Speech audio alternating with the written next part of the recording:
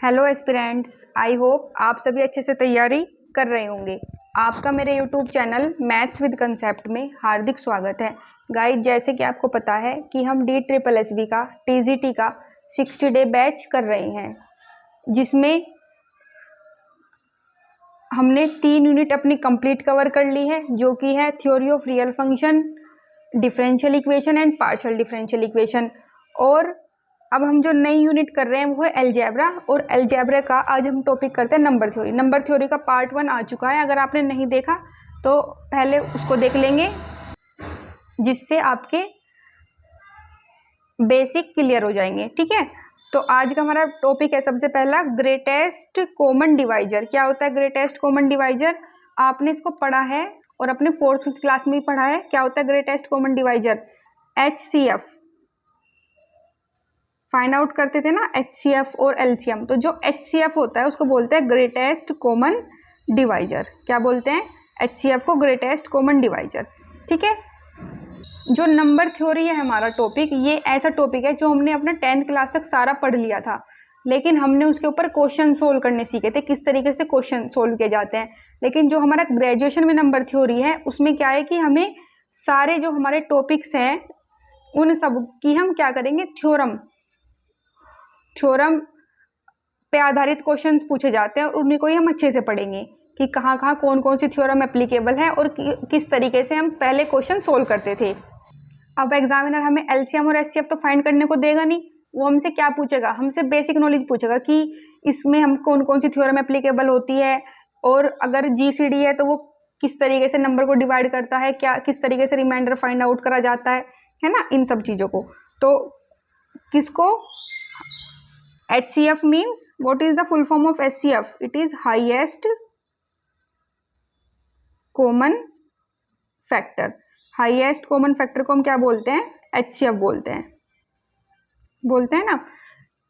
Highest common factor को क्या बोलते हैं? HCF बोलते हैं। अच्छा, लेकिन अब जब हम अपना BSc लेवल पर पढ़ रहे हैं या MSc लेवल पर पढ़ रहे हैं नंबर थ्योरी, तो वहां पर बोलते हैं ग्रेटेस्ट कॉमन डिवीजन। क्या बोलते हैं? Greatest common division. देखते हैं क्या होती है definition. Let A and B be 2 given numbers. A और B हमारे क्या है? 2 गिवन नंबर्स हैं, in which at least 1 is non zero. उनमें से ये शर्त है कि उनमें से कम एक नॉन जीरो होना चाहिए, यानी कि एक नंबर तो जीरो होना ही नहीं चाहिए। ठीक है, then the greatest common division of A and B denoted by GCD of AB। किससे डिनोट करते हैं? GCD ऑफ AB और AB हम सिंपल ब्रैकेट भी लगा सकते हैं, जो हमारा स्मॉल ब्रैकेट होता है, is the positive integer D। तो जो ये नंबर AB है, इनका जो HCF है वो D पॉइंट होगा, पॉजिटिव इंटीजर D होगा। कब होगा? जब D डिवाइड करता है A को। देखो, ये वो वाला नहीं है कि जैसे हम लिखते थे कि 4 डिवाइड करता है 2 को, नहीं, इसमें लिखा जाता है 2 डिवाइड करता है 4 को। इसमें ये ओब्लिक का साइन आता है, इसमें बिल्कुल ये हमारी सीधी लाइन आती है, जैसे 1 बनाते हैं ना, ऐसे 2 डिवाइड करता है 4 को, इसका मीनिंग ये होता है। ठीक है, और जो हम पहले लिखते थे उसमें लिखते थे 4 डिवाइड 2, इस तरीके से लिखा जाता था। उसमें देखो ये लाइन हमारी क्या होती थी? ओब्लिक साइन में, लेकिन यहाँ पर बिल्कुल हमारी क्या है? सीधी लाइन है। समझ में आई बात? तो इसमें आपको कंफ्यूज नहीं होना है, क्योंकि एग्जामिनर आपको इस तरीके से देगा कि D डिवाइड करता है A को। इसका मीनिंग ये नहीं है कि A डिवाइड करता है D को, इसका मीनिंग है कि जो D पॉइंट है वो किसको डिवाइड करता है? A को डिवाइड करता है, एंड D डिवाइड B। जो हमारा ग्रेटेस्ट कॉमन डिवीजन पॉइंट आएगा, यानी कि जो हमारा HCF आएगा, GCD आएगा, वो इन दोनों नंबर को क्या करेगा? डिवाइड करेगा। क्या करेगा? डिवाइड करेगा, यानी कि हमें कुछ भी रिमाइंडर प्राप्त नहीं होगा। और सेकंड क्या कंडीशन है? इफ C डिवाइड A, और हमारे पास एक नंबर C ऐसा है जो A को डिवाइड करता है, and C divide B, C किसको भी डिवाइड करता है? B को। तब जो हमारा C वो नंबर होगा वो लेस देन इक्वल टू क्या होगा? D के होगा, या तो C इक्वल होगा D के, या उससे क्या होगा? छोटा होगा, लेकिन कभी भी बड़ा नहीं होगा। तो एग्जामिनर आपसे किस तरीके से क्वेश्चन पूछेगा? वो ये पूछेगा, क्या A और B दोनों नंबर ग्रेटेस्ट कॉमन डिवीजन में, क्या A और B दोनों जीरो हो सकते हैं? तो आप कहेंगे नहीं, कम से कम एक नंबर नॉन जीरो होना चाहिए। फिर एग्जामिनर आपसे पूछ सकता है कि अगर जो नंबर है D डिवाइड करता है A को और D डिवाइड करता है B को, तब एक नंबर C ऐसा है जो A और B दोनों को डिवाइड करता है, तब C less than equal to D होगा, सी लेस देन डी होगा, सी ग्रेटर डी होगा, या सी इक्वल टू डी होगा। तो आपको कौन सा ऑप्शन पे करेक्ट करना है, जब C less than equal to D के होगा। अच्छा, एक बार एक क्वेश्चन का एचसीएफ फाइंड आउट करते हैं, यानी कि जीसीडी फाइंड आउट करते हैं किसका, मान लो 10 और 15 का मुझे जीसीडी फाइंड आउट करना है। तो सबको पता है 10 और 15 का जीसीडी कितना आएगा, 5 आएगा। अब देखो ये लगती है क्या, देखो ये जो हमारा जीसीडी आई है डी की वैल्यू है, ये हमारी ए की वैल्यू है, और ये किसकी वैल्यू है बी। तो 5 किसको डिवाइड कर रहा है, 10 को, और 5 किसको डिवाइड कर रहा है, 15 को, क्योंकि 5 2 जा 10 और 5 3 जा 15। तो इस तरीके से हमने क्या कर ली, ये थ्योरम अपनी देख लिया है कि जो हमारा एचसीएफ होता है वो दोनों नंबर को क्या करता है, पूरा पूरा डिवाइड करता है, हमारा कभी भी रिमाइंडर नहीं बचता। क्या नहीं बचता, रिमाइंडर नहीं बचता। अब देखो जैसे हम कोई और नंबर लेते हैं, जैसे कि मैंने एक नंबर लिया 30, ठीक है, और एक नंबर ले लिया 15। आपको इसका जीसीडी फाइंड आउट करना है। सेकंड वाली आपको बताती हूँ किस तरीके से एप्लीकेबल होती है। तो जीसीडी 15 और 30 का कितना होगा, हमारा 15 होगा ना, 15 और 30 का जीसीडी कितना होगा, 15 होगा। अब देखो कोई एक ऐसा नंबर अपने पास से ढूंढते हैं जो ए को भी डिवाइड करता है और बी को भी डिवाइड करता है। तो 5 एक ऐसा नंबर है जो 15 को भी डिवाइड करता है, और 5 एक ऐसा नंबर है जो 30 को भी डिवाइड करता है। तो 5 3 जा 15 एंड 5 6 जा 30।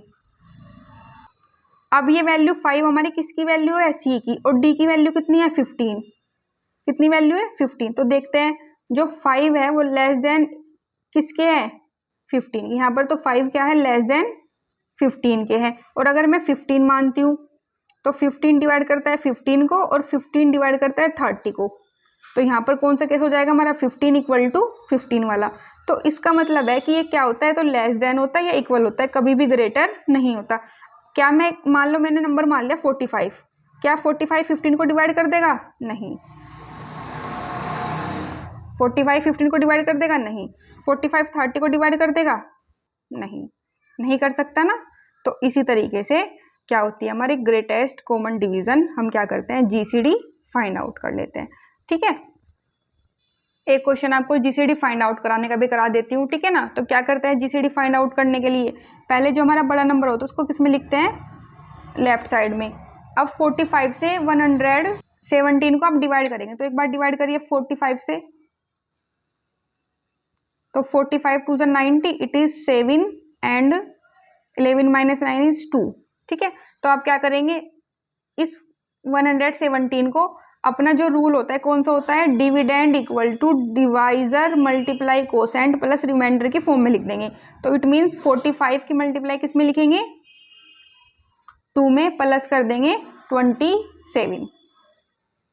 अब जो आपका डिवाइजर होता है, आप डिवाइजर 45 है तो 45 को इधर लिखेंगे और इसे रिमाइंडर की फॉर्म में लिखेंगे। तो 27 से आप 45 को डिवाइड करिए, 27 1 जा 27 होते हैं ना, तो कितना हुआ, 15 minus 7 is 8, 3 minus 2 is 1, it is 27 multiply 1 plus 18। अब हमारा डिवाइजर कितना है 27, अब 27 को लिखेंगे, फिर इसको रिमाइंडर से डिवाइड करेंगे, तो रिमाइंडर 18, और 18 1 जा 18, और 18 प्लस 9 कितना होता है हमारा 27 होता है ना। अब फिर दोबारा से डिवाइजर लेंगे, डिवाइजर 18 को किसकी फॉर्म में लिखेंगे 9, तो 9 2 जा 18 लिख सकते हैं। अब क्या यहाँ पर कोई रिमाइंडर बचा, क्योंकि 9 2 जा 18 पूरा हो गया कंप्लीट। अगर आप डायरेक्ट नहीं कर सकते तो ऐसे कर लीजिए, पर आप इतने बड़े बच्चे हैं, ठीक है, टीजीटी पीजीटी की तैयारी कर रहे हैं, तो उसको तो आप डायरेक्ट ही कर देंगे, ठीक है। तो जहां पर भी आपका ये कंप्लीट हो जाता है और जहां पर भी रिमाइंडर 0 आ जाता है, ध्यान से समझिए बात को, जो रिमाइंडर के एकदम ऊपर वाली वैल्यू होती है, रिमाइंडर के एकदम ऊपर वाली वैल्यू कितनी है हमारी 9, तो इसका जो जीसीडी हुआ 117 और 45 का, वो हमारा कितना हुआ 9, कितना हुआ है 9, ठीक है।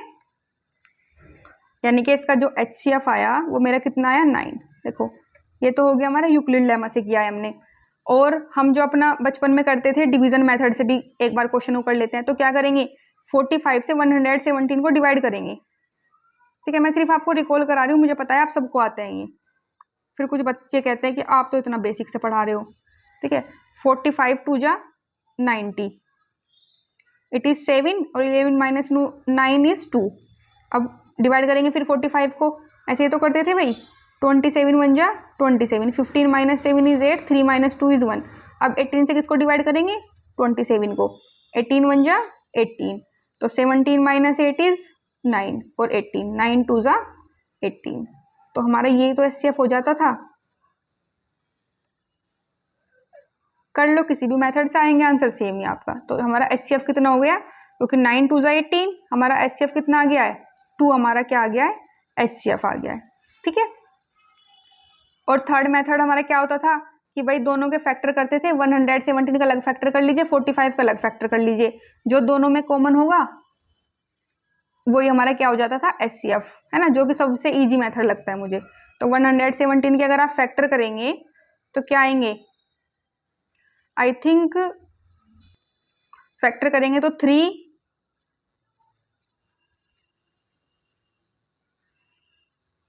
मल्टीप्लाई 3, क्योंकि 39 जा होता है ना 117 इज टू 13, और 45 का करेंगे तो 3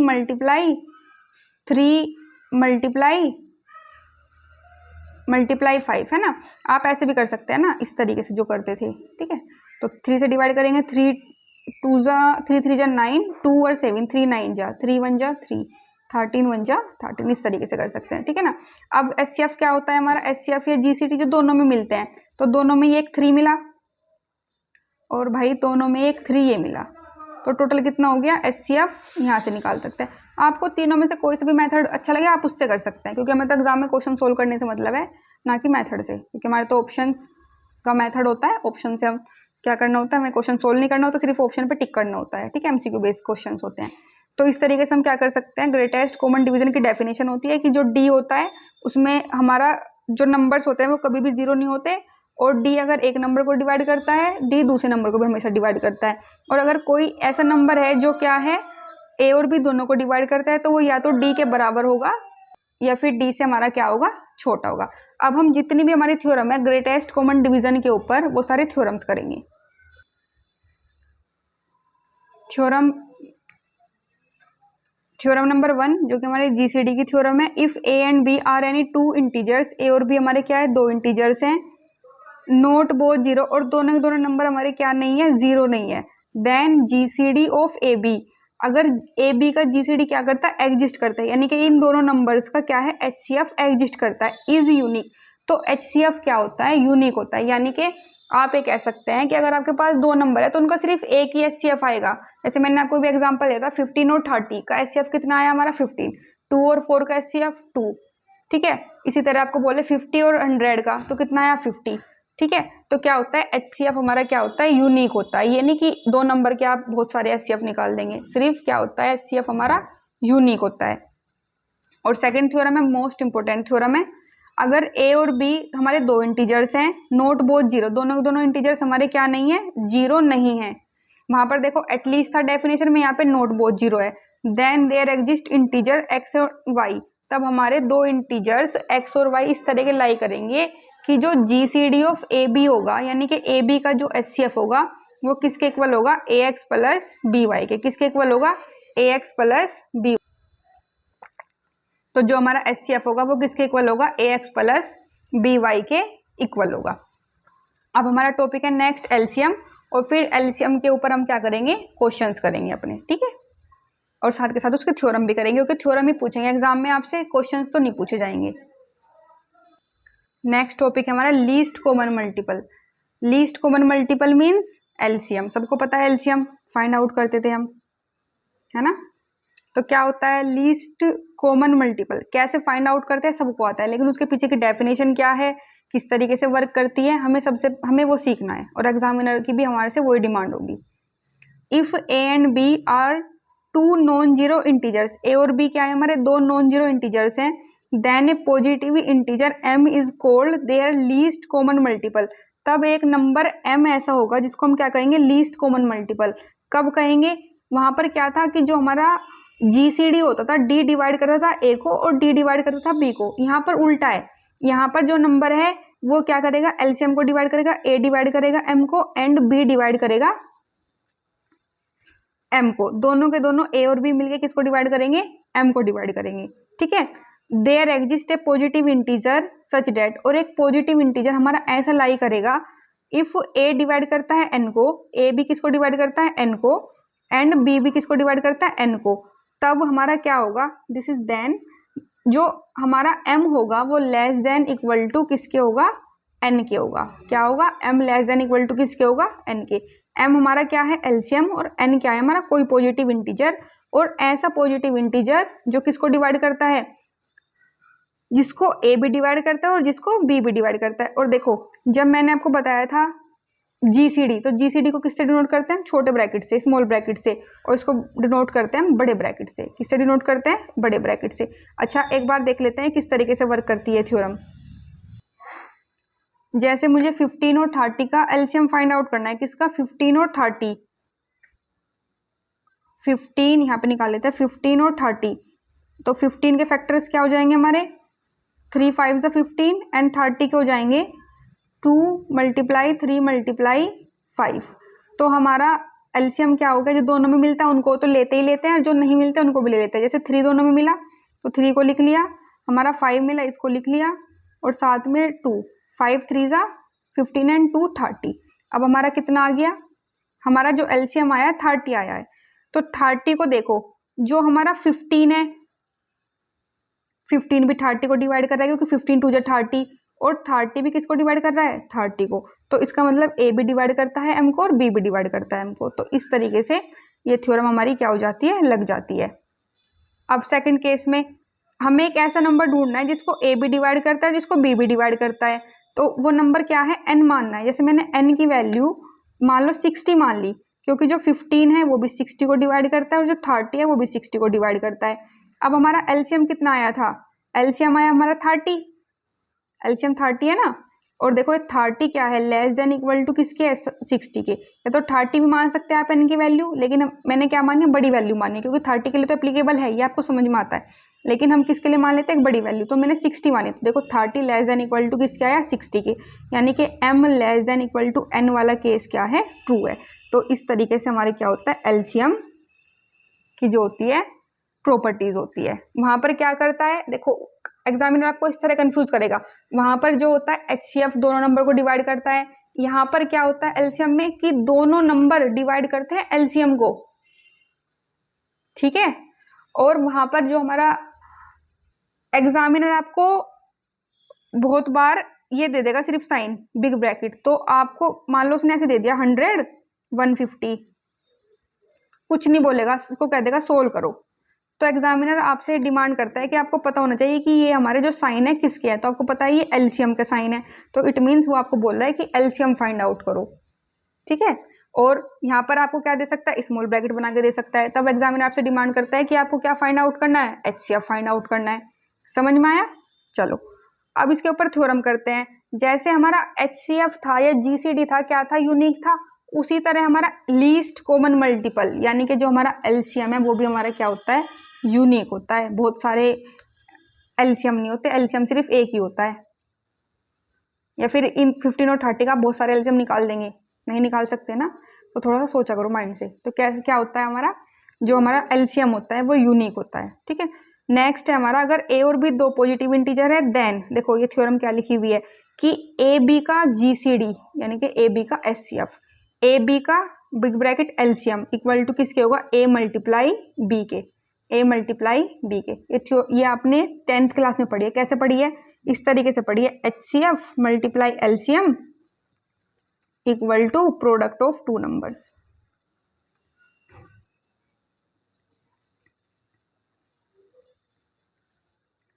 ठीक है, इस तरह पढ़ी है ना। तो HCF multiply LCM equal to product of two numbers, ठीक है, याद आ गया ना। ठीक है, अब इसमें हमारे से क्वेश्चन पूछ लिया जाता है कि भाई आपको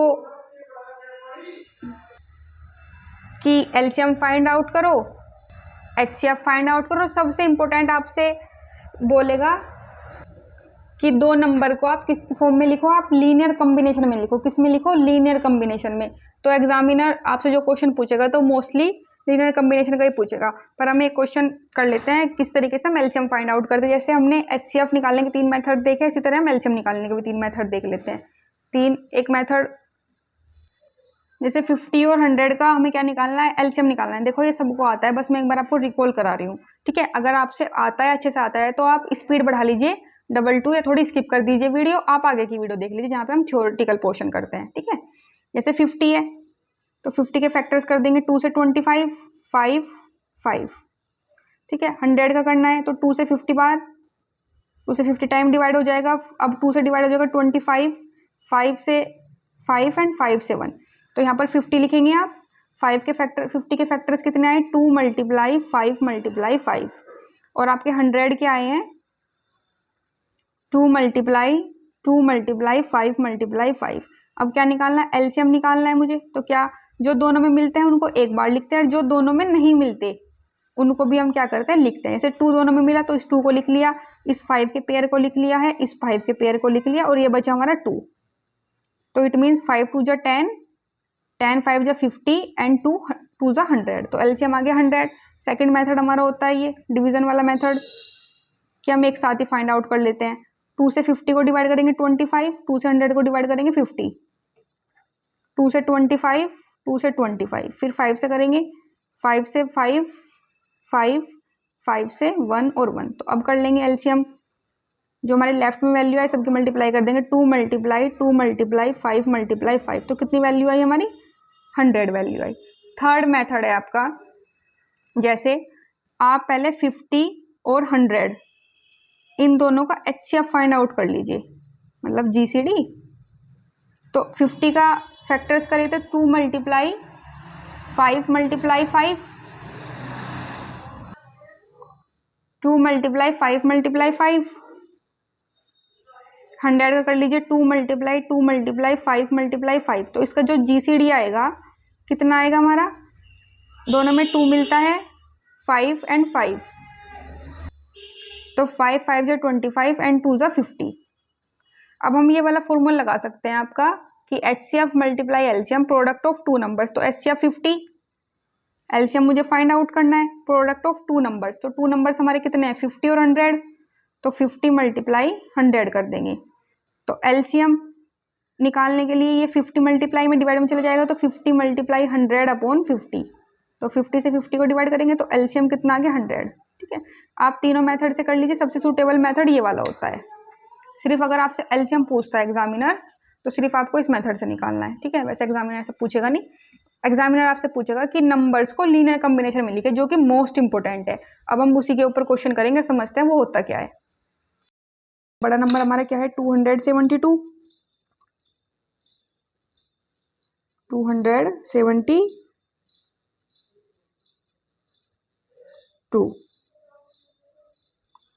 272 क्या लिखेंगे, 119 की किस में लिखेंगे, मल्टीप्लिकेशन में। एक बार देखते हैं 119 से डिवाइड करते हैं, इधर साइड में कर लेती हूँ। आई थिंक 2 जा हो जाएगा, 19 2 जा 38 एंड 2 1 जा 2, तो 12 - 8 is 4, 6 - 3 is 3, so this is 119 is to 2 + 34। अब किसको करेंगे, 119 को लिखेंगे और किससे डिवाइड करेंगे, 34 से। तो 34 से डिवाइड करेंगे,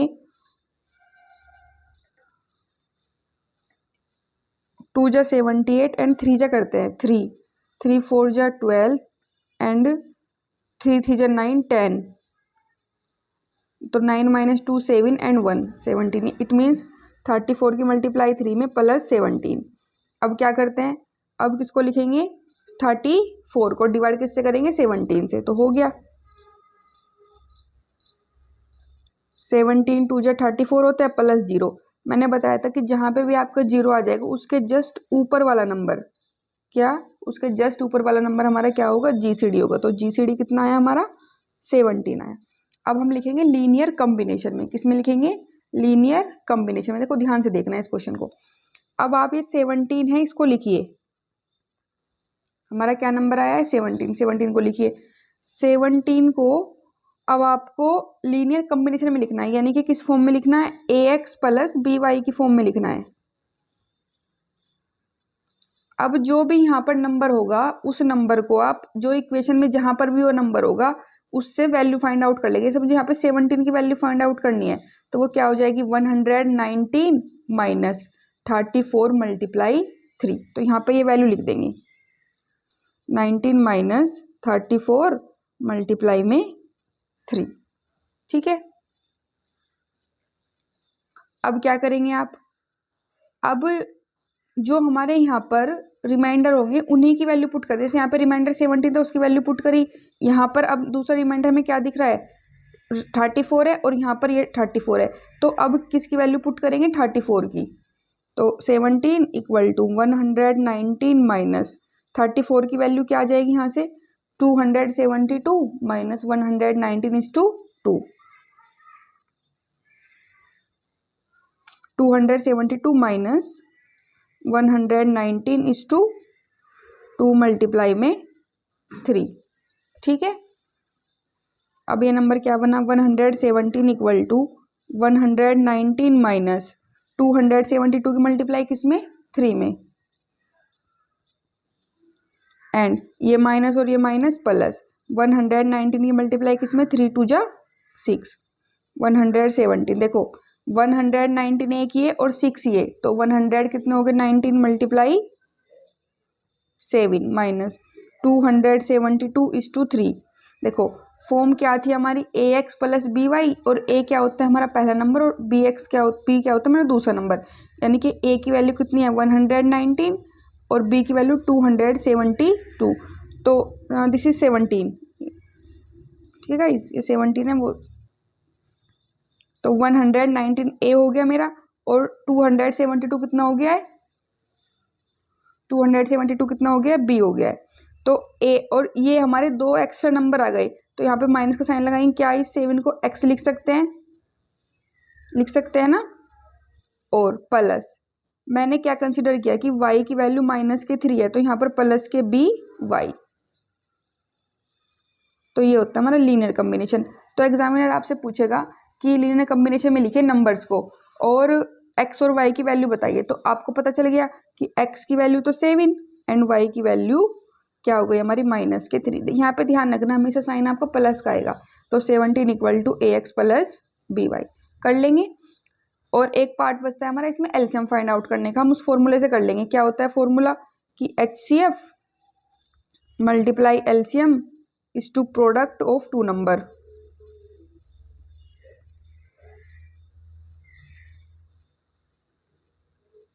तो HCF हमारा कितना है 17, LCM is as it is product of two number. यानी कि प्रोडक्ट कौन कौन से नंबर की करनी है हमें, 119 की और 272 की क्या करनी है, प्रोडक्ट करनी है।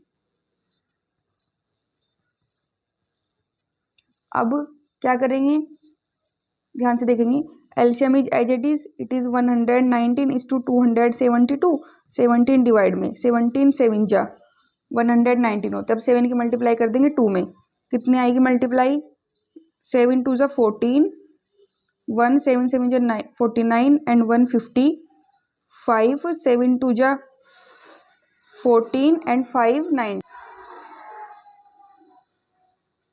तो हमारा एलसीएम हो गया 1904। कर लेंगे। एग्जामिनर आपसे पूछेगा सिर्फ लीनियर कॉम्बिनेशन का ऊपर क्वेश्चन पूछेगा कि नंबर को लीनियर कॉम्बिनेशन में लिखिए। तो इस तरीके से क्या लिखा जाता है लीनियर कॉम्बिनेशन में। और किसको लिखा जाता है लीनियर कॉम्बिनेशन में, हमेशा जीसीडी को। किसको लिखा जाता है, जीसीडी को। तो ये भी पूछ सकता है कि जब हम लीनियर कॉम्बिनेशन लिखते हैं तो किस नंबर को लीनियर कॉम्बिनेशन में लिखते हैं। तो आपका आंसर होगा कि हम जीसीडी इट मीन्स एचसीएफ को लीनियर कॉम्बिनेशन में लिखा जाता है। अब हमारा next topic Fibonacci sequence. Fibonacci sequence क्या होता है, a sequence A1 A2 A3 in which A1 equal to 1, एक ऐसा सीक्वेंस जिसमें पहली टर्म 1 होती है, सेकंड टर्म हमारी क्या होती है 2 होती है, एंड अगर हम nth टर्म निकालेंगे, क्या निकालेंगे, nth टर्म वो होती है an-1 plus an-2 for every n greater 2। किसके लिए, जो भी n हमारे किससे ग्रेटर होंगे, 2 से ग्रेटर होंगे, is called A Fibonacci sequence. उनको क्या कहते हैं हम, फिबोनाची सीक्वेंस कहते हैं। अब ये याद रखना है, the first few term of the sequence, जो हमारा सीक्वेंस होता है उसकी जो स्टार्टिंग की टर्म होती है, जैसे आप यहाँ पे 1 रखेंगे तो पहले सीक्वेंस 1, सेकंड 2, जब आपको थर्ड वैल्यू निकालनी है तो n की वैल्यू यहाँ पे क्या पुट कर देंगे आप, 3 पुट कर देंगे। जैसे मैं देखो यहाँ पे करके दिखाती हूँ, an equal to an-1 plus an-2, तो आप क्या पुट कर देंगे, मुझे A3 निकालना है, थर्ड टर्म निकालनी है, तो यहाँ पे 3 - 1 plus A3 - 2, it means A2 plus A1, तो A2 की वैल्यू 2 और A1 की वैल्यू 1 इक्वल टू 3। इस तरीके से आप कोई सी भी क्या कर सकते हैं, वैल्यू फाइंड आउट कर सकते हैं। तो इसके सीक्वेंस की टर्म्स क्या क्या होती है, 1 2 3 5 8 13 21, इस तरीके से क्या होती है, इसकी टर्म होती है। आपसे एग्जामिनर पूछेगा, इसका फॉर्मूला पूछ सकता है an का फिबोन के सीक्वेंस में, और A1 और A2 की वैल्यू पूछ सकता है, ठीक है। और इसके ऊपर एक थ्योरम है, if alpha n is the nth term of Fibonacci sequence, अगर अल्फा n क्या है, फिबोन के सीक्वेंस की nth टर्म है, एंड अल्फा की वैल्यू अगर 1 + √5/2 है, देन ये याद रखना है आपको, अल्फा की वैल्यू कितनी होगी, 1 + √5/2, देन अल्फा की पावर n किससे ग्रेटर होगा, अल्फा की पावर n-1 से। अल्फा की पावर n, देखो यहाँ पे सफिक्स में है, यहाँ पर पावर में है, तो अल्फा की पावर n ग्रेटर हो जाएगा अल्फा की पावर n-1 से। फॉर ऑल, ये ध्यान रखना है कि जितने भी n होंगे वो किससे ग्रेटर होंगे, हमारे सारे के सारे n ग्रेटर होंगे 1 से। और एग्जामिनर को ऐसे पलट के देगा आपको कि अल्फा की पावर n ग्रेटर अल्फा की पावर n-1, नहीं, आपको ध्यान रखना है ये n जो है हमारा सफिक्स में है, जो टर्म में यूज होता है कि nth टर्म निकालना, tn टर्म निकालना, an टर्म निकालना, इस तरीके से। समझ में आया। नेक्स्ट टॉपिक है हमारा प्राइम नंबर, और प्राइम नंबर के ऊपर सारी की सारी थ्योरम्स, ठीक है। प्राइम नंबर तो सबको पता है, लेकिन थ्योरम्स किसी को नहीं पता, तो हमें तो थ्योरम पता करनी है, क्योंकि हमारे तो एग्जाम में थ्योरम्स आएंगी, ठीक है ना। तो क्या होती है theorem, prime number an integer p greater 1 which has no divisor except 1, एक नंबर जिसका सिर्फ डिवाइजर 1 होता है, एंड द नंबर इटसेल्फ, या तो वो उस नंबर को 1 डिवाइड कर सकता है, या वो नंबर खुद अपने आप को डिवाइड कर सकता है। ऐसे सारे के सारे नंबर्स को क्या बोलते हैं हम, प्राइम नंबर्स। और ये नंबर शर्त ये है कि जो नंबर होंगे वो 1 से बड़े नंबर लेने हैं हमें। जैसे 2 को 1 डिवाइड करता है, 2 को 2 डिवाइड करता है। जैसे हमारा हो गया 17 को 1 डिवाइड करता है, 17 को 17 डिवाइड करता है। 29 को या तो 1 डिवाइड कर सकता है, 29 को 29 डिवाइड कर सकता है। या कोई और नंबर है ऐसा, कमेंट सेक्शन में आप मुझे 2 प्राइम नंबर बता देंगे, ठीक है। अब देखो theorem, the smallest divisor other than 1, जो सबसे छोटा डिवाइजर है हमारा, एक से छोटा, ऑफ ए कंपोजिट नंबर, किसी भी कंपोजिट नंबर का, इज प्राइम, क्या होता है, हमेशा एक प्राइम नंबर होता है। यानी कोई भी नंबर है, कंपोजिट नंबर है, अगर आप उसको डिवाइड करेंगे तो 1 से अगर कोई भी दूसरा नंबर आएगा तो वो हमेशा दूसरा नंबर क्या होगा, प्राइम होगा। तो एग्जामिनर आपसे इस क्वेश्चन को ऐसे पूछेगा कि वो नंबर प्राइम होगा, इवन होगा, ओड होगा, है ना, या फिर पूछ सकता है कि कंपोजिट नंबर इटसेल्फ होगा। तो आपको पता होना चाहिए कि वो नंबर क्या होगा, हमारा प्राइम नंबर होगा। नेक्स्ट है हमारी, if p is a prime, p क्या है, हमारा प्राइम नंबर है, and a is any integer, और a क्या है, हमारा एनी कोई भी इंटीजर है, ऑफ एनी इंटीजर, देन इधर AP = 1। इसका मीनिंग समझ में आया कि जो नंबर होगा और उसके साथ जो हमारा प्राइम नंबर होगा, उसका GCD, उसका HCF हमेशा क्या आएगा, 1 आएगा। क्या आएगा, हमेशा 1 आएगा। वो तो आएगा जैसे मैं 15 और 29, ए हमारा कोई भी नंबर है, 29 प्राइम नंबर है, तो उसका GCD 1 ही आएगा, कुछ भी कॉमन नहीं है, ठीक है। तो याद रखना है कि किसी भी नंबर का अगर हम प्राइम नंबर से क्या लेते हैं, GCD, तो हमेशा क्या आता है, 1 आता है। नेक्स्ट है हमारे सबसे इंपॉर्टेंट है fundamental theorem of arithmetic. Fundamental theorem of arithmetic क्या कहती है, एवरी पॉजिटिव इंटीजर, जितने भी पॉजिटिव इंटीजर है जो n से क्या है, ग्रेटर हैं, और n ग्रेटर है किससे, 1 से, can be express as the prime factors uniquely, उन्हें हम किस फॉर्म में लिख सकते हैं, प्राइम फैक्टर्स की फॉर्म में लिख सकते हैं।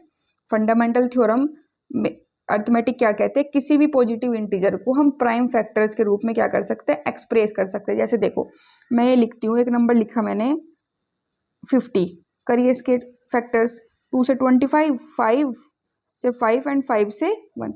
अब 50 को क्या लिख दिया आपने, 2 × 5 × 5। बताओ ये 2 कैसा नंबर है, प्राइम नंबर है ना, ये 5 कैसा है, प्राइम नंबर, ये 5 कैसा है, प्राइम नंबर। यानी कि हर एक नंबर को अगर हम मल्टीप्लिकेशन की फॉर्म में लिखना चाहें तो वे मल्टीप्लिकेशन की फॉर्म में जितने भी नंबर्स आएंगे हमेशा क्या होंगे, प्राइम नंबर होंगे। क्या होंगे, प्राइम नंबर होंगे। और किस तरीके से उनको कर सकते हैं हम, यूनिकली। ऐसा नहीं है कि आप इसके बहुत सारे फैक्टर कर सकते हैं, नहीं, इसका सिर्फ एक ही फैक्टर होंगे, तो इट मीन्स क्या कर सकते हैं, यूनिकली एक्सप्रेस कर सकते हैं।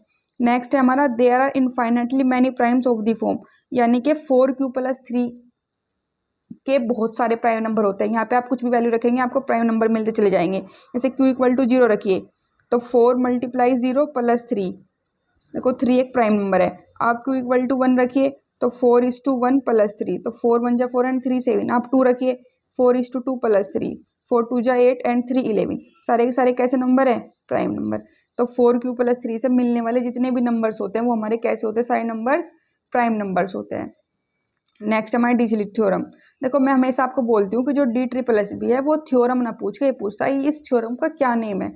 इसलिए मैंने जो आपको 200 थ्योरम की सीरीज करवाई है उसमें शुरू के 10 क्लासेस में वही थ्योरम करवाई है जिसमें सारी की सारी थ्योरम है उनके नाम है। जैसे कि एग्जामिनर आपको ये स्टेटमेंट देगा और पूछेगा इस थ्योरम का क्या नेम है, तो आपको बताना है कि फंडामेंटल थ्योरम ऑफ अर्थमेटिक है। तो ज़्यादा आपको इस तरह की थ्योरम पे ध्यान देना है, ना कि जो स्टेटमेंट वाली है। नेक्स्ट है आपकी डिरिचलेट थ्योरम। इफ AB = 1, यानी कि अगर GCD AB का 1 है, then there are infinitely many primes of the form. तो जो बहुत सारे प्राइम होंगे वो किस फॉर्म के होंगे? AQ+B की फॉर्म के होंगे। लेकिन शर्त यह है कि जो ये AB जो हमारे दो नंबर हैं इन दोनों को HCF क्या आना चाहिए? 1 आना चाहिए। तब आप 4Q फिर आप AQ+B में कुछ भी वैल्यू रखेंगे तब हमेशा क्या होगा? वे जो नंबर्स आएंगे हमारे कैसे नंबर आएंगे? हमेशा हमारे नंबर प्राइम आएंगे। देखो A और B कोई भी नंबर ले लो आप जिनका GCD कितना है? 1 है। जैसे मैंने मान लिया A = 3 ले लिया और B = 5 ले लिया। रखो यहाँ पे 3q+B, B की वैल्यू 5। अब Q = 0 रखो, Q = क्या रखेंगे? 0। तो Q = 0 रखेंगे तो 3 × 0 + 5, तो 5 आ गया ना, 5 प्राइम है। Q = 1 रख लीजिए तो 3:1 प्लस के 5, दिस इज 8। अभी मैं इसको आपको अच्छे से बताती हूँ। अब 3 × 2 प्लस के 5, 3 2 जा 10 एंड 5 11। देखो आप ये कहेंगे कि ये नंबर तो प्राइम नहीं आया, लेकिन ये दो नंबर क्या है? ये प्राइम आए। अब इस स्टेटमेंट को अच्छे समझो। देखो क्या कहा है? There are infinitely many primes.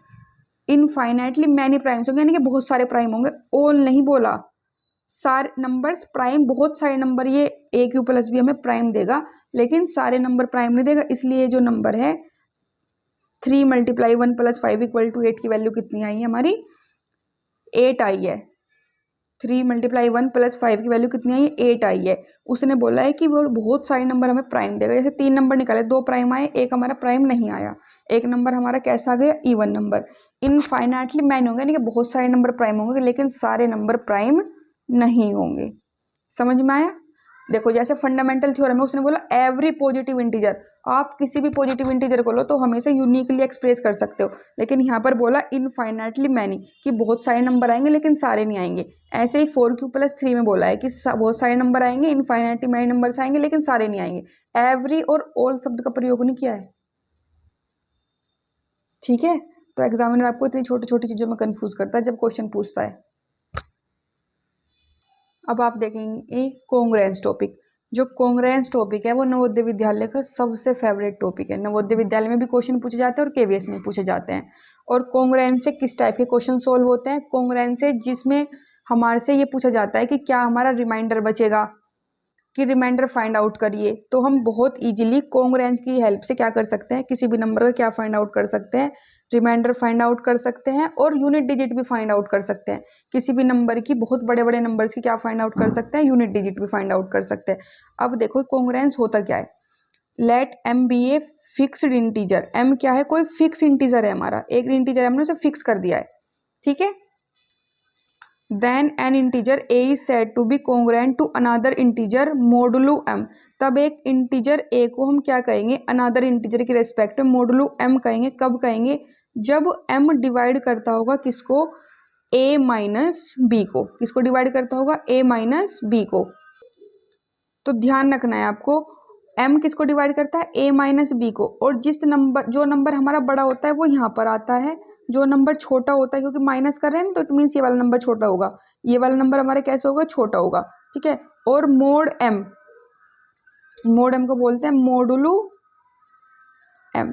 अभी आपको थोड़ा सा कम समझ में आया होगा। देखो जैसे मैं आपको डिवाइड करके दिखाती हूँ, 13 से आप डिवाइड करिए, 13 से आप 67 को डिवाइड करिए, तो 13 5 जा 65, अभी हमारा 2 बचता है रिमाइंडर। अब देखो कैसे लिखते हैं, हमने हमारा बड़ा नंबर क्या है हमारा 67, तो 67 हमारी ए की वैल्यू हो गई।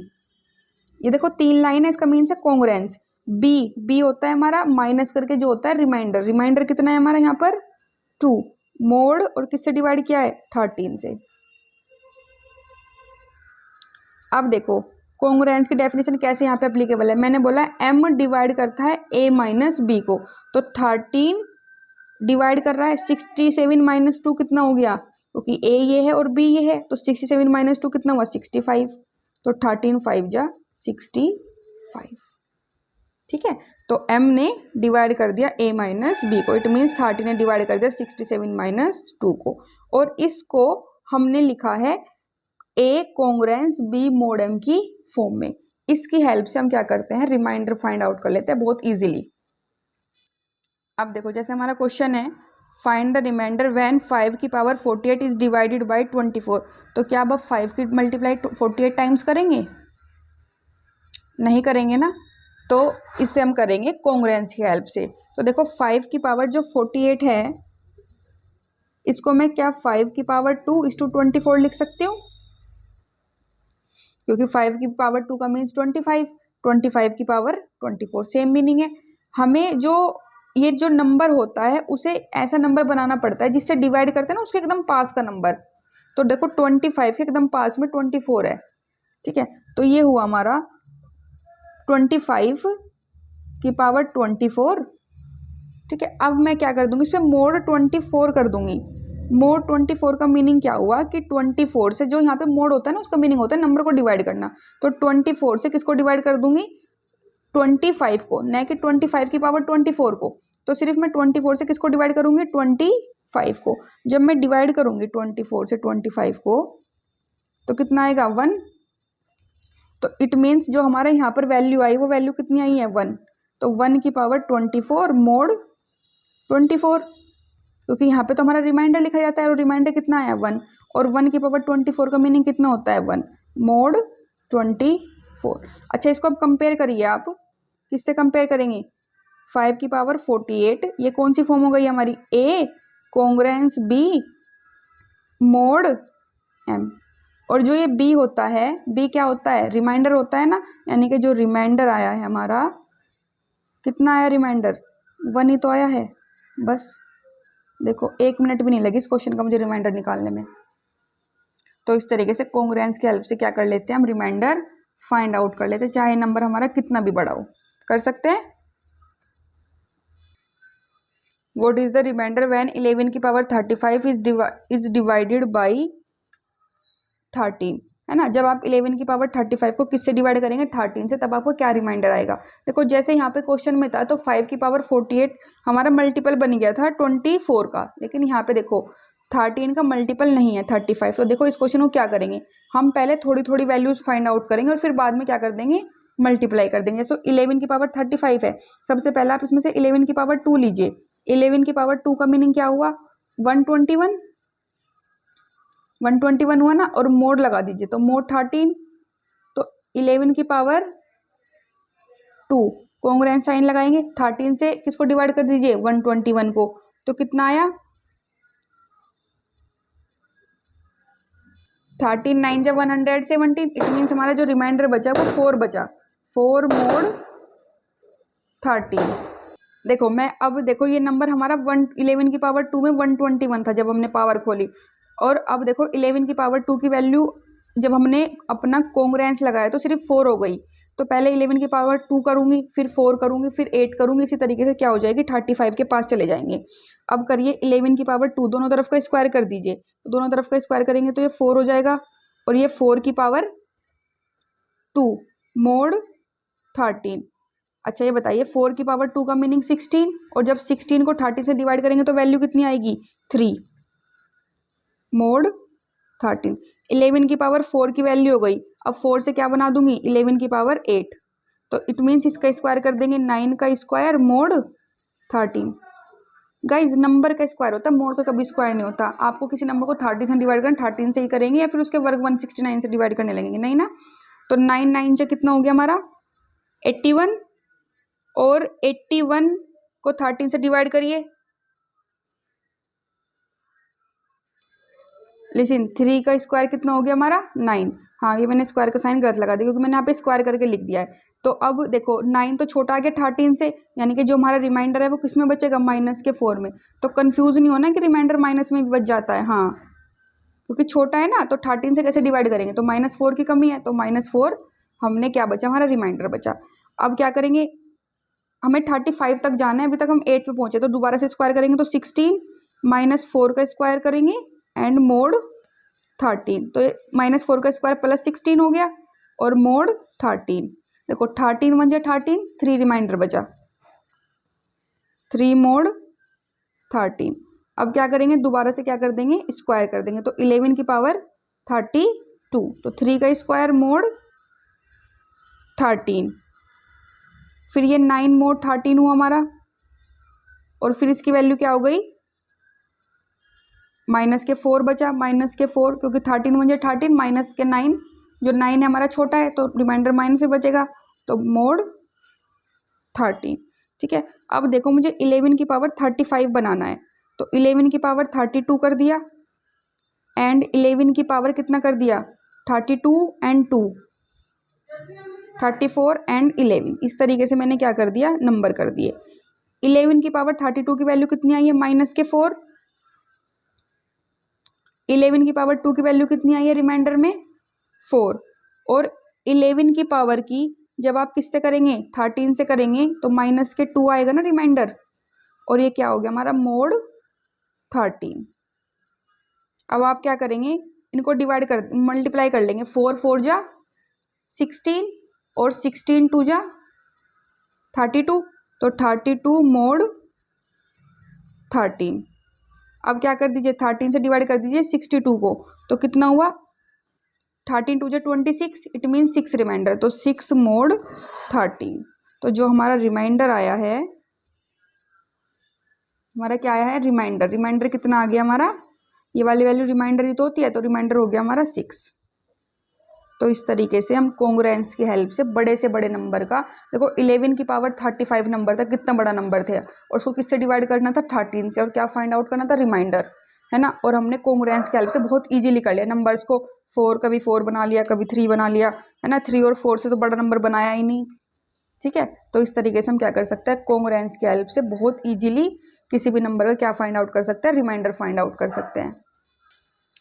नेक्स्ट टॉपिक है हमारा चाइनीज रिमाइंडर थ्योरम। कौन सी थ्योरम, चाइनीज रिमाइंडर थ्योरम। क्या होते हैं Chinese remainder theorem, let m1 m2 mr be pairwise relatively prime numbers. क्या है, m1 m2 से लेकर एंड सो ऑन तक जितने भी नंबर्स हैं हमारे कैसे हैं, रिलेटिवली प्राइम नंबर्स हैं, सच डैट किस तरह के नंबर है कि mi और mj, आप इनमें से कोई भी दो नंबर लेंगे उनका हमेशा जो HCF है, इट मीन्स GCD है, वो हमेशा क्या आएगा, 1 आएगा। For i does not equal to j, दो नंबर हमारे कभी भी इक्वल नहीं होंगे। Then the system of linear congruence, तब अब एक सिस्टम ऑफ लीनियर कोंग्रुएंस ले लीजिए, यानी कि बहुत सारी आपने क्या ले ली, इक्वेशन ले ली। कैसी इक्वेशन ले ली, दिस इज x, जब x equal to x congruence a1 mod m1, इस तरह की इक्वेशन है, x congruence a2 mod m2 and so on, x congruence ar mod mr। तब आप इतनी सारी इक्वेशन ले ली कि 1 से लेके r तक की इक्वेशन ले ली हमने, ये भी नहीं पता हमें कितनी है, इनफाइनाइट नंबर ऑफ क्या ले ली, इक्वेशंस ले ली। Then has a simultaneous solution, तो वो क्या रखते हैं, एक साइमल्टेनियस सॉल्यूशन रखती है, यानी कि इन सब इक्वेशन का जो एक सॉल्यूशन आएगा वो यूनिक सॉल्यूशन आएगा। ये नहीं है कि इस इक्वेशन, इसका आंसर 2 आ गया, इसका 3 आ गया, इसका 4 आ गया, नहीं, सबका आंसर अगर आएगा तो 2 ही आएगा, मतलब कुछ भी आ सकता है, मैं बता रही हूँ। तो सब की सब इक्वेशन क्या रखती है, हमेशा एक साइमल्टेनियस सॉल्यूशन रखती है। और जो साइमल्टेनियस सॉल्यूशन कब रखती है, जब ये m1 m2 mr कैसे यूनिक मॉडुलो है, तभी तो बोला है कि i does not equal to j, कि दो मॉडुल आपस में बराबर है ही नहीं, तो इसका मतलब जब दो बराबर नहीं है तो यूनिक है सारे के सारे। तो कैसा सॉल्यूशन रखेगी, हमेशा एक साइमल्टेनियस सॉल्यूशन रखेगी। तो आपसे एग्जामिनर इस क्वेश्चन को इस तरीके से पूछेगा, थ्योरम को, या तो थ्योरम का नेम पूछेगा, या आपको 3 इक्वेशन दे दी जाएंगी, यहाँ पर सब सेम होगा, x की वैल्यू सब में सेम होगी, बट यहाँ पे ये चेंज कर देंगे, और ये कैसे होंगे, रिलेटिवली प्राइम नंबर्स होंगे। तब आपसे पूछेगा जो सिस्टम ऑफ इक्वेशन है वो 1 सॉल्यूशन रखती है, 3 इक्वेशन देगा आपको, क्या आएगा, 2 सॉल्यूशन रखती है या 3 सॉल्यूशन रखती है। तो सभी स्टूडेंट कौन सा लगा के आएंगे कि 3 सॉल्यूशन, 3 इक्वेशन है 3 सॉल्यूशन, 2 इक्वेशन है 2 सॉल्यूशन, नहीं, यहाँ पे हम कोंग्रुएंस पढ़ रहे हैं, इक्वल का साइन नहीं है ये। तो कैसा सॉल्यूशन रखेंगे, साइमल्टेनियस, सिर्फ एक सॉल्यूशन रखेंगे और वो सॉल्यूशन भी हमारा यूनिक सॉल्यूशन होगा। ठीक है। नेक्स्ट टॉपिक है हमारा सूडो प्राइम। सूडो का मतलब होता है झूठा। क्या होता है सूडो प्राइम? ऐसा होता है झूठा प्राइम, है ना। ऐसा number an integer n is called a pseudo prime. एक नंबर को हम क्या बोलते हैं? सूडो प्राइम बोलते हैं। और कब बोलते हैं? जब 2 की पावर n किसके हो? कॉन्ग्रुएंस 2 मोड n के। जब आप n से 2 की पावर n को डिवाइड करते हैं तब आपको हमेशा जो रिमाइंडर मिलता है 2 मिलता है। तब ऐसे सारे के सारे नंबर हमारे कैसे होते हैं? सूडो प्राइम नंबर होते हैं। कैसे होते हैं? सूडो प्राइम नंबर होते हैं। ठीक है।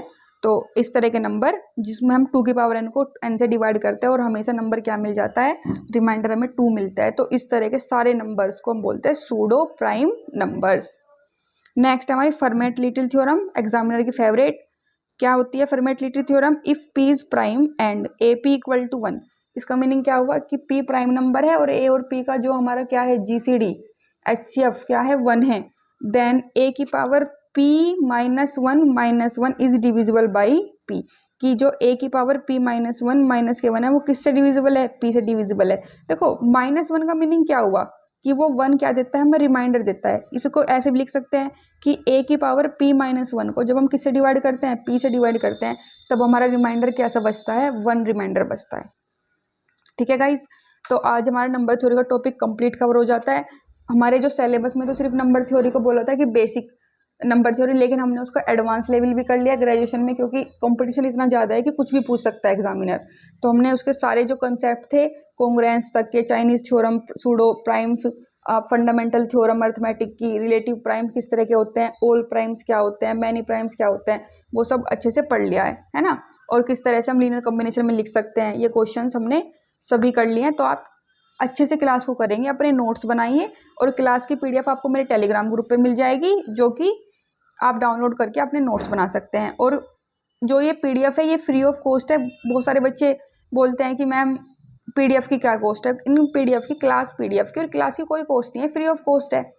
तो आप जाइए टेलीग्राम ग्रुप पे, डाउनलोड करिए, अपने नोट्स बनाइए, अच्छे से तैयारी करिए। और हाँ, आप 200 जो हमारी मोस्ट इंपॉर्टेंट थ्योरम थी, जिनकी सीरीज भी हमने करा चुकी है, प्लेलिस्ट है, 20 क्लासेस हुई हैं, आप उनके थ्योरम्स के नोट्स परचेज कर सकते हैं। उनकी कॉस्ट है आपकी सिर्फ 49 रुपीज़। ठीक है ना। तो उनको आप परचेज कर सकते हैं। टेलीग्राम ग्रुप पे आपको सारी इन्फॉर्मेशन मिल जाएगी। आप व्हाट्सअप ग्रुप भी है हमारा, उसका लिंक मैं आपको डिस्क्रिप्शन में दे दूंगी। आप व्हाट्सअप ग्रुप से भी क्या कर सकते हैं? नोट्स को परचेज कर सकते हैं। आप मुझे हेलो लिख दीजिए और फिर मैं आपको सारी इन्फॉर्मेशन प्रोवाइड करा दूंगी। आप जो 1500 हमारे जो MCQ हैं उनका सॉल्यूशन की सीरीज स्टार्ट कर दे, जिसमें हमारी अभी तक 5 क्लासेस हो चुकी है। लिमिट कंटिन्यूटी का टॉपिक कंप्लीट हो चुका है। डिफरेंशिएबिलिटी की लास्ट क्लास बची है, जिनका सॉल्यूशन आपको लाइव कराया जा रहा है यूट्यूब पे। आप उनको परचेज कर सकते हैं, जिसमें हमारे बहुत सारे क्वेश्चन थ्योरम बेस हैं और क्वेश्चन हमारे न्यूमेरिकल बेस भी हैं, कैलकुलेटिव बेस भी हैं, और ग्रुप थ्योरी के तो वो सारे क्वेश्चन ऐड किए गए हैं जो क्वेश्चन हमारे नेट और JRF के में आते हैं, क्योंकि हमारे एग्जाम में ग्रुप थ्योरी का एक बहुत लंबा पोर्शन दिया हुआ है। 2 यूनिट ग्रुप थ्योरी के दिए। जब मार्जिन इतना ज़्यादा है तो उसे पढ़ना भी बहुत अच्छे से पड़ेगा, तो उसमें सारी डेफिनेशंस भी इंक्लूड की है मैंने। ग्रुप थ्योरी के सारी की सारी थ्योरम भी एक साथ ही दी हुई है आपको, तो आप उसको परचेज कर सकते हैं। उसकी कॉस्ट सिर्फ 99 रुपीज़ है। और अगर आपको PGT के लेना है, PGT के MCQ भी 1500 MCQs है, उसमें सॉल्यूशन भी दिया गया है आपको MCQs का, तो आप उनको परचेज कर सकते हैं। उनकी कॉस्ट 149 रुपीज़ है। अगर आप इनको परचेज करते हैं तो आपको एग्जाम में बहुत ज़्यादा हेल्प मिलेगी, क्योंकि आप साथ के साथ आपकी क्लासेस चल रही हैं इस चैनल पर 60 डे बैच में। आपको आपकी थ्योरम का पूरा कोर्स हो चुका है 20 थ्योरम का, आपको सिर्फ रिवीजन करना है। अगर आप थ्योरम को नहीं परचेज करना चाहते तो लिख सकते हैं, लिखेंगे तो और अच्छा रहेगा। ठीक है। तो लिख के अपना थ्योरम का कोर्स कंप्लीट हो गया। क्लासेस हमारी डेली चलती है, कभी कभी स्किप हो जाती है संडे में, वरना अदरवाइज हमारी डेली क्लासेस चलती है। और कभी क्लास स्किप हो जाती है तो आपके फिर मैं 2 क्लासेस करा देती हूँ। ठीक है। और हमारी प्रैक्टिस भी साथ के साथ चल रही है, तो कंप्लीट पैकेज चल रहा है इस चैनल पर, यूट्यूब के चैनल जो हमारा मैथ विद कंसेप्ट है। ठीक है। मैथ विद कंसेप्ट हमारा यूट्यूब चैनल है। तो आपको क्या करना है? अच्छे से तैयारी करनी है और अपने नोट्स बनाते हुए चलिए। 60 डे बैच के अपने हैंड रिटन नोट्स बनाइए। सारी की सारी PDF अभी तक जितनी भी क्लासेस हुई हैं सारी PDF आपको टेलीग्राम ग्रुप में मिल जाएगी। लगभग हमारी 22 से 23 क्लासेस हो चुकी हैं। 24 क्लासेस हो चुकी हैं। सारी PDF आपको टेलीग्राम पे मिल जाएगी। डाउनलोड करिए, अपने नोट्स बनाइए। ठीक है। और गाइज, अगर आपको मेरी मेहनत पसंद आ रही हो, मेरा कंटेंट पसंद आ रहा हो और आपको लगता हो कि एग्ज़ाम के लिए रिलीवेंट है, तो मेरे चैनल को अपने फ्रेंड्स पे ज़्यादा से ज़्यादा शेयर करिए, जिससे कि मुझे मोटिवेशन मिले। क्योंकि अगर ज़्यादा स्टूडेंट जुड़ते हैं तो टीचर को ज़्यादा मोटिवेशन होती है, लेकिन अगर कम स्टूडेंट जुड़ते हैं तो टीचर को एक समय के बाद क्या होता है, मोटिवेशन लेवल थोड़ा सा कम होने लगता है। ठीक है, तो मैं आपके लिए मेहनत कर रही हूँ, आप भी थोड़ी सी मेरे लिए मेहनत करिए। चैनल को लाइक किया करो, सब्सक्राइब किया करो, ठीक है। और ज़्यादा से ज़्यादा चैनल को सब्सक्राइब करना है, लाइक करना है और शेयर करना है। और कमेंट सेक्शन में आपकी कुछ भी क्वेरी है, अपनी क्वेरी पूछनी है। और कुछ भी आपको डाउट है, कोई भी क्वेरी है, तो आप व्हाट्सअप के ग्रुप को ले सकते हैं, वहाँ पर आप कोई क्वेश्चन भी पोस्ट कर सकते हैं। बच्चे वहाँ पे क्वेश्चन भेज देते हैं, मैं उन सबका सोल्यूशन कराती रहती हूँ, ऐसे टेलीग्राम ग्रुप पर भी। ठीक है, तो आप क्या कर सकते हैं, टेलीग्राम ग्रुप ज्वाइन कर लीजिए, व्हाट्सअप ग्रुप ज्वाइन कर लीजिए और चैनल को लाइक शेयर सब्सक्राइब करना है। ठीक है, और PDF परचेज करने के लिए आप टेलीग्राम ग्रुप पे भी मैसेज कर सकते हैं, व्हाट्सअप ग्रुप पे भी मैसेज कर सकते हैं मुझे। ठीक है, और याद रखना, सफलता कोई शॉर्टकट नहीं होता, इसलिए सब कुछ पढ़ना है और सारा पढ़ना है, इसलिए आपको इस चैनल पर सब कुछ पढ़ाया जा रहा है। ठीक है, तो बस आपको अच्छे से मेरे साथ जुड़ के मेहनत करते रहना है। Thank you so much. Channel को लाइक शेयर सब्सक्राइब जरूर करना है।